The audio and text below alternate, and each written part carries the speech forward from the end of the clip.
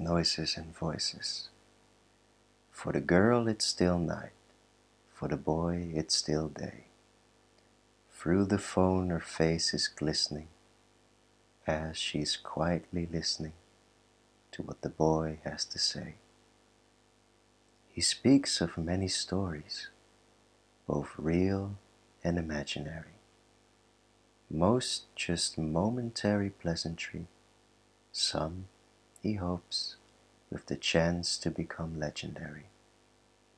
From heroes going to battle to simple visits to stores, all are entrances to his mind, one room but with many doors. And though the boy has a lot to tell, he only has one thing to say. I love you, Tesoro.